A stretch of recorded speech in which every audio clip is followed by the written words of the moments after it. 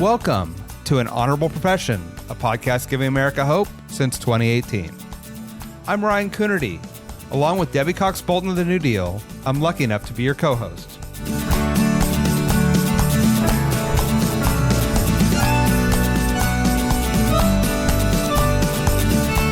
An Honorable Profession is a New Deal Leaders podcast. The New Deal is an organization that supports the next generation of American leaders.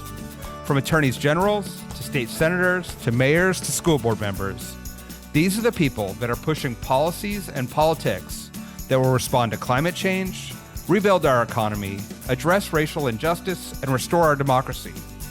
These are incredibly talented people who have dedicated themselves to public service when their country and their communities needed it the most. Check out newdealleaders.org to see what I'm talking about. We don't talk about Houston enough. It's the nation's fourth biggest city and growing quickly. It's an economic powerhouse, incredibly diverse and culturally vibrant. Today, I talk with Houston Councilmember Ed Pollard. He explains how the city celebrates growth and diversity. He also talks about what national Democrats get wrong about the politics of Texas and immigrant communities. Councilmember Pollard is a Houston native, a former professional basketball player, and an attorney. He closes the episode with his recommendations for making the most of a 24-hour visit to his city, even if it means giving up on sleep and your diet. Enjoy. Houston Councilmember Ed Pollard, welcome to An Honorable Profession. It's glad to be here. Thank you for having me. I want to start by talking about Houston. It's the fourth biggest city in the United States, growing fast, incredibly diverse, yet it doesn't really enter our national conversation as much as some other big cities. Tell us about your city. So, I don't know why Houston is not in the national conversation. I think it is the number one city in the country. We have everything that you would want in a big city. It's spread out. We don't really feel hits from recessions. We have a lot of different industries here that keep our economy going. But we're the most diverse city in America. 1 in 4 people are foreign-born who live in America. We're a foodie town with different cultures and authentic cuisine. So if you love to eat, we have whatever food dishes that you would like. The weather here is great. It's a flat city. And so although that sometimes makes us easy to flood, it's easy to get around this city. Everything is spread out. So whatever you're looking for is on each side of town. So if you haven't been to Houston, it's definitely a city that I think you need to check out. You've seen real population growth in the last 10 years. Like almost a quarter of your city is new. Can you talk about what the challenges and opportunities are of managing growth at that scale? Yeah, I mean, you have so many people coming into the city. One, you have to ensure that you have the opportunities for them from an employment standpoint. And then 2, you have to think about the housing needs, right? You have people coming in at all different levels. And so you have to have a housing stock that is prepared to bring in that demographic. And so the good thing in Houston, here in Texas, we have a lot of land. And so we're able to develop, especially single family residences. But we also put a priority on having multifamily within the city limits. And so you have to find that balance. Whenever you're doing affordable housing, I always say that it really should be called affordable development, because you have to have some type of programs that will help those developers subsidize the cost that is necessary to develop the housing in order for them to then be able to sell it at a price point that will make it affordable for folks. And so the good thing about Texas, since we do have so much land, the land value is lower. And I think that's what makes the cost of living here so much easier than other major big cities in America. And obviously, people move places often for economic opportunity. What's been your efforts and the efforts of Houston to grow economic opportunities and jobs for folks?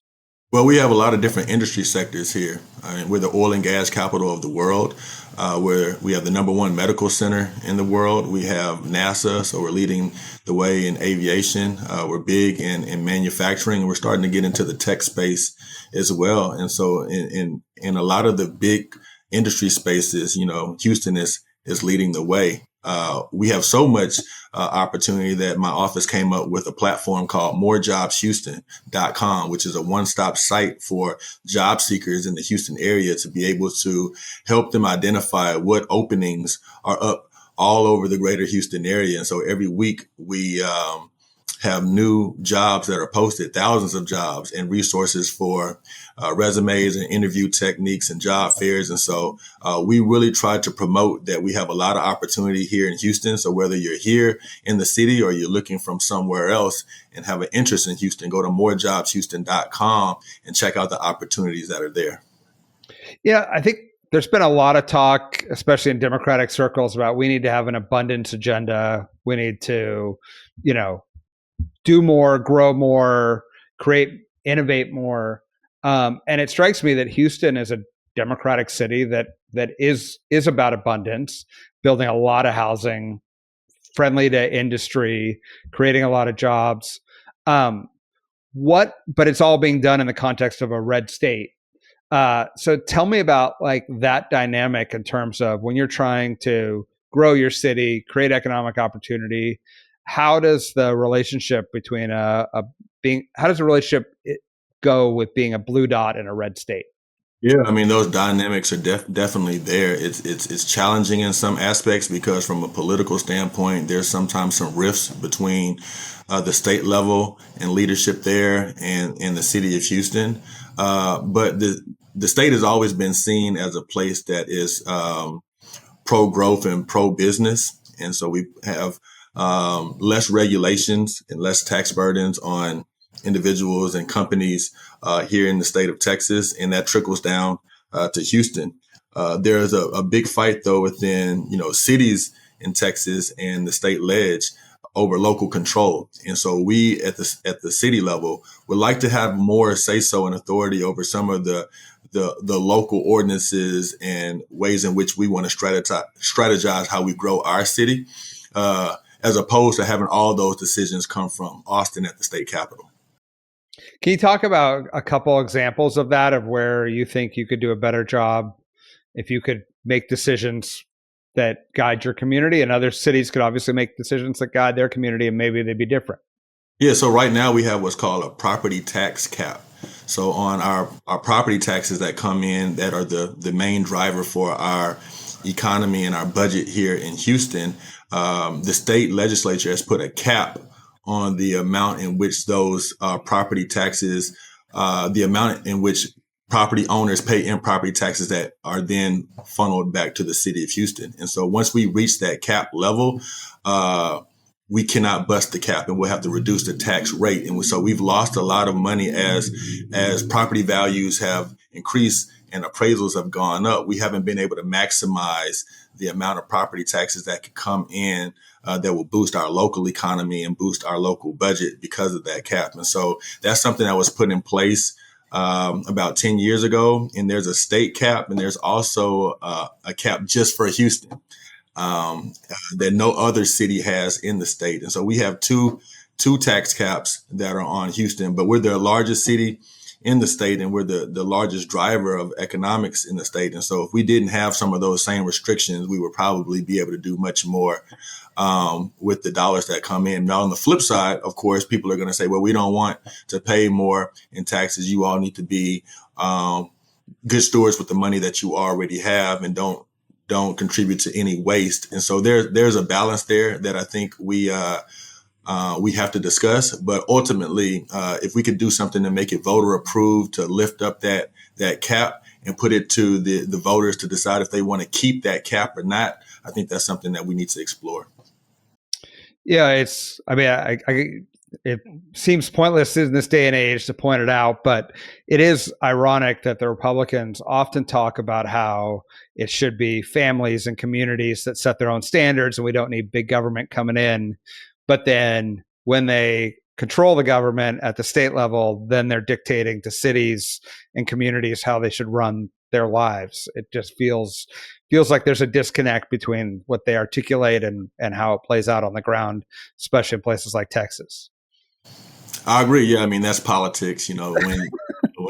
When you're the one that's controlling the ball, you want to go on offense to do things that you feel are going to get points for your team. And then, on the flip side, when you don't have that advantage, then that's when you want to say that there's too much government or there's Big Brother, and reverse course. So yeah, we get that a lot here in Houston, being in a red state, and we have Dallas, San Antonio, Austin, all other big cities that are blue as well, but we're in a ocean of red around us.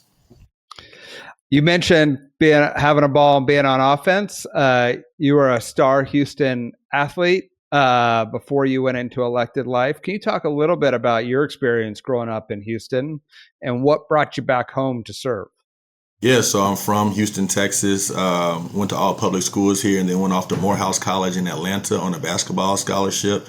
I got a political science degree there, but went and played internationally overseas after I graduated for a couple of years. So I played professionally in Singapore.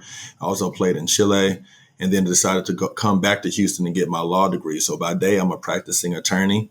I've been practicing personal injury law for about the past 10, 12 years. And so I balance time on council between my law practice and serving as a council member. And how has Houston changed in the time since you were growing up to it is now? And then what's your aspiration for the future of Houston? Yeah, I mean, the city is just ever growing.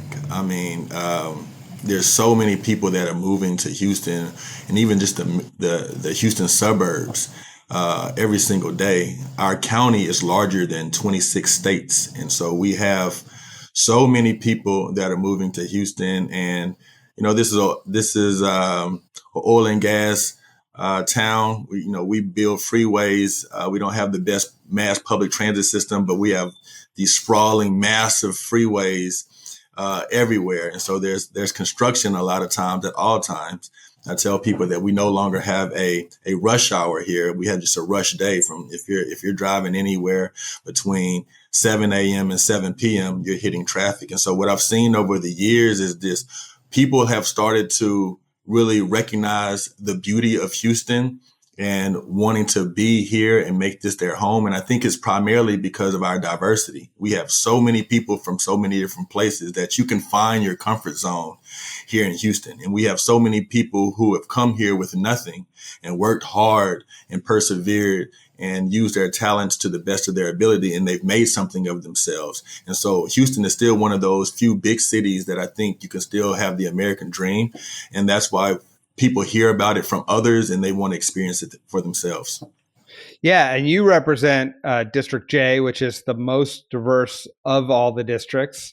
And can you maybe talk a little bit about how that experience of living overseas in global cities influences the way you think about your district and the city as creating a welcoming place for a lot of different people from all over? Yeah, so I mean, when I grew up in Houston, I thought Houston and Texas was the end all be all. It's the Texas way to think that it's Texas versus everybody else, and so I never really had an interest in traveling until I got the chance to play internationally, and I started to see how big the world was and start to have such an appreciation for different people and perspectives and cultures and backgrounds, and that has definitely shaped who I am as an elected leader of a very diverse area. I think it's the most diverse area of the most, diverse city in America, where 75% of my constituents speak something other than English as a first language at home. And so we have about 250,000 people in our district, and they come from all over. And it's a melting pot of different ethnicities. And what I enjoy about that is I get to learn. I learn a lot about, different people's backgrounds, their way of thinking, their perspectives. And so I'm always trying to think outside the box and not be too extreme on one side or the other. I'm a pretty centrist, moderate Democrat, and that has helped serve me well when it comes to just being open-minded to different people and different perspectives. And so these past 6 years on council representing that type of district has definitely been extremely rewarding. And talk about what it's like to campaign and then do constituent services and outreach when you have so much diversity, about both in terms of language, obviously, but also maybe in terms of understanding, what role the city council plays, what is the function of a city versus a county versus a state versus federal government. Yeah. What's it been like to engage that many people who who may have such different understandings of how government works? It's interesting, looking from the outside in. A lot of people didn't give me that great of a shot to win this seat because we don't have any predominantly black neighborhoods, and usually in politics you have identity politics that plays a role to where you're usually knocking on the doors of people who kind of look similar to you or have a similar background.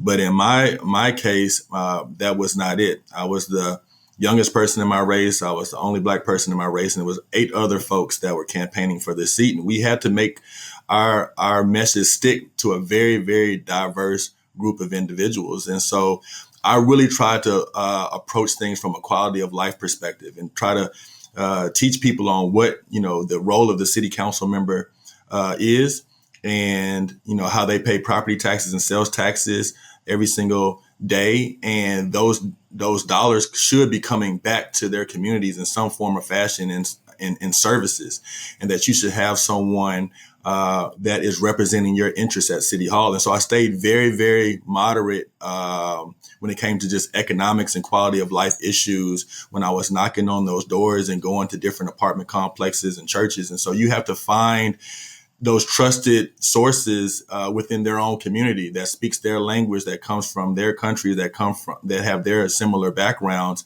to then have them buy into your message, and then they go out and spread your message to their community. And so it was a different dynamic of trying to figure out how to best campaign with that type of landscape. And many people that come from all over the world, they have no trust in government. Right. And then the people who live here, especially being in the South, you sometimes don't have an appreciation or familiarity with people outside of your own ethnic race. And so being able to get them to buy into someone who was younger, who may look different than them, was a challenge. But what I saw that we had so much more in common than any differences if we just took the time to sit down and talk to one another about the things that make our communities thrive. And we all want the same things regardless of who you are, where you're from. You want to live in a safe area. You want a place where your kids can thrive. You want great economic opportunities for yourself. And you want to be somewhere where you just enjoy being on a day to day, whether you live there, work there, visiting. And so once you tear away all the labels and get away from all the boxes, we have a lot in common. And that's what I tried to share with the voters. I think there's a good lesson in there, and I want to dig a little deeper because I'm old enough to remember that everyone's like, "Oh, Texas is going to turn blue, immigration, young people, they're all going to be Democrats. Just wait, we won't have to worry about any national elections." And it hasn't turned out that way yet. And maybe you can give us a sense as to when and where you think that shift may happen, but how have the Democrats failed to connect with these immigrant communities, with places like in Texas, in order to start to put some real electoral wins up on the board? Yeah, well, you have to understand that everyone is different. I look at the Latino community, the Hispanic community, and they're all completely different compared to where they come from. You have people come from Mexico or El Salvador, Venezuela, Guatemala. They're all completely different. You cannot lump people together at all. One of the things that we've noticed, and I've noticed just being in my district, are folks that come from different countries seem to be more religiously conservative, right? Their religion, their faith background is something that is very cherished to them. And the Democratic Party sometimes does not give the perception that, faith-leaning issues are at the top of the platform, and kind of concede that to Republicans. And I think we've been hurt by that in some degree. Also, you have to look at the folks that come here from all over the world that may not be eligible to vote. And so even though we have a very diverse demographic, when you look at the voter roll, that starts to shift. And those who are able to vote from different countries are usually folks that are a little more affluent. They've gone through the immigration process that may have taken a long time, and have to wait in a lot of lines and do a lot of processes. And they don't want to see, people skip to the front of the line. They don't want to see exceptions to the rule. They don't want to see people coming over here doing it in a way that they did not have to do it. And because of that, and they see the Democratic Party pushing more policies in that direction, they get turned off. And that makes them want to side with the Republicans who have a different stance. And so I think the Democratic Party had certain assumptions about Democrats and the demographics that were shifting here in Houston and in Texas, thinking that was going to automatically swing their way. And we have not seen that. One of the towns or the cities that has been more surprising is the border towns of Texas with Mexico that have traditionally been blue. But I think for the first time, Trump swept that region of Texas. And that's primarily because the economic driver down in those cities is immigration enforcement, right? And so many of those families, their livelihood is on enforcement, and they're within that industry, and they don't want to see it go away. They want to see it get stronger. They want to see more positions. They want to see more opportunity there and more growth. And so those people have now decided to vote with Trump because they feel as if Trump's policies are going to strengthen their industry of law enforcement on keeping a secure border. And I think we sometimes as Democrats get lost in translation with our message of also wanting to have a secure border, but not being able to carry that message in a way that's receptive to a broader audience. I think it's really valuable. I think this is why we have New Deal, because if we keep the conversation on a national level and don't draw on the expertise of people who are on the ground, we're just going to keep missing the mark. And so it's important to get that perspective. So as you look out in Houston 5 years from now and 10 years from now, what are the things that Houston needs to do to, as you say, address basic quality of life issues, but also take the next step and move into, the city that everyone's talking about all the time, as a model? I think technology is going to play a huge role in that. You see in every other private industry space that, AI and different software and technology is the future. And we're going to have to find a way to incorporate that same type of technology at the city level to be more efficient and effective to provide services. And so I look at the city of Houston just like a corporation, where our annual budget right now is about $7 billion. And so we're a $7 billion services corporation, and the voters are the shareholders, right? And they pay their taxes and they want to get return on their investment. And so we have to find a way to deliver those services in a very fast and reliable, predictable manner. And I think the only way in which we're able to do that in a growing city is going to be to utilize technology much more and utilize AI in ways that we can respond faster and not just do things in an antiquated fashion. And so I think you're going to see that across the board. Housing is always going to be something that is necessary for us to figure out. Because we want to keep our tax base as close to Houston as possible. We don't want to push people out to the suburbs where, one, the taxes go to those suburbs, and then two, it makes it more difficult for those individuals to make it back into the city to do some of the day-to-day jobs. And so we have to be careful about having a city that is moving so fast and thriving at such a level that we create haves and have-nots, and this wealth gap continues to get wider and wider. Based on not being able to provide accessible and affordable options at every level. I wonder also, from your experience being a professional athlete, Houston is obviously home to a number of sports teams, global events. What role do you think that plays both economically, but also culturally in the city? Yeah, our sports teams are huge economic drivers for the city, and so to have many major different franchises, from Houston Rockets, the Houston Astros, the Houston Texans, the Houston Dynamo. We're talking about getting a hockey team soon. That those franchises, not only do they promote a lot of pride in our cities and drive a lot of money around their games and their sporting events, it's something that we've found that regardless of where you're from, you start to really become a fan of the teams. And that is something that kind of brings people together. They say that, food and sports are two of the main things that, regardless of your background or political affiliation, that you can find some common ground in. And what we've been able to discover is that whenever we have these games and our teams are doing well, we can kind of put away a lot of the partisanship and a lot of the divide that's out there and help our city kind of stay together. And when our teams are doing well, and even when they're not, we find ways to band together. And that's a thing that is very special about Houston, is that we're very diverse, but we find a way to lean on one another.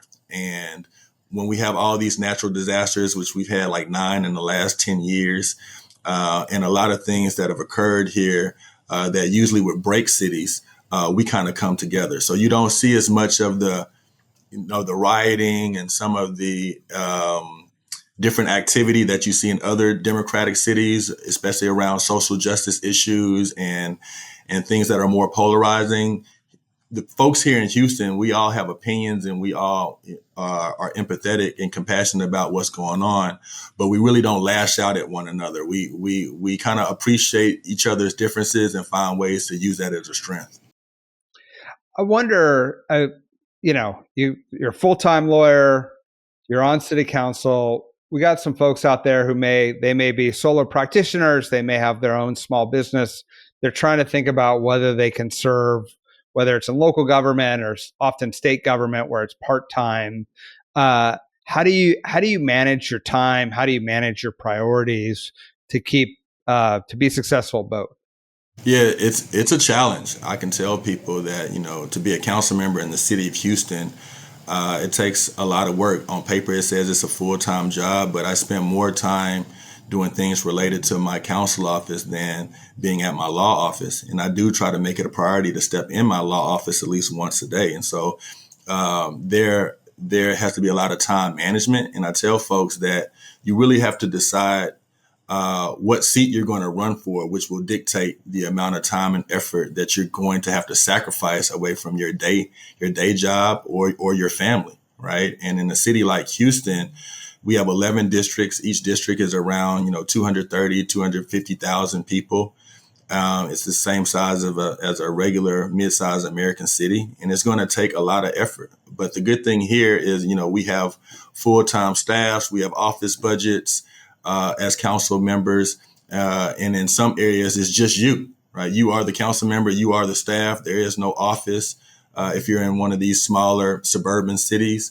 And so you really have to think about what level you're going to want to run for, and then think about what comes with that. Here in Houston or in Texas, our state legislature only meets for 5 months every 2 years. And so you have to be in Austin for those 5 months, but for the other year and a half, you're back in your district, but you also don't get a salary as well. So you're going to have a job, but you're going to also have to have a job that allows you to be away for 5 months every 2 years, right? So all of those different dynamics have to come to play. If you want to be a county commissioner, they have a good salary and they have no term limits, but you have these super huge, million people districts, But if you want to run for a school board, you have to have some free evenings, but you're not going to get any money either, right? So there's all these different dynamics that come to play. And so I tell people to be very specific and very much in tune to what seats you want to run for, because it's going to have completely different strategies on how to get there and what you will do once you get there. That's good advice. Yeah, some of those jobs, they sound similar, but they're very, very different and can have totally different life impacts. Last question. I got 24 hours. I'm going to be in Houston. What should I do? So let's say you're coming soon, right? The Rockets are starting off. The Astros just missed the playoffs, but the Texans are in full force. So if you're here and there's a ball game, we have to go to a ball game. You're in Texas, so we have to try some barbecue for sure, right? But then we want to get out and experience the diversity of the city. And so my area has Chinatown, we have the Turkish Center, we have the Vietnamese Community Center, we have the India House, we have Little Ethiopia, we have all these different cultures. And so we may want to bounce around and do a little food tasting at each, right? But then we have some really nice upscale restaurants that we would want to maybe get by there, get a drink, check out the nightlife at night, because it gets very vibrant and active at night. And so maybe we find a nice little lounge to kick back. And then we may find like a late night dessert spot to wrap it all up. Sounds like a great day. Sounds like I'll be tired and about 10 pounds heavier at the end of it. But you will definitely want to come back and go for round 2 after that. And so we'll make the most of the 24 hours for sure. We won't sleep much of it. We're going to be on the road. All right. I love it. Thank you for joining us today. Thanks for all you're doing. And we love having you in the New Deal. Ryan, thank you for having me. An Honorable Profession is a New Deal Leaders podcast. Thanks to the team at New Deal for producing this episode. We encourage you to bring honor to public service, and because we keep things honorable, no tax dollars are used in the making of this podcast.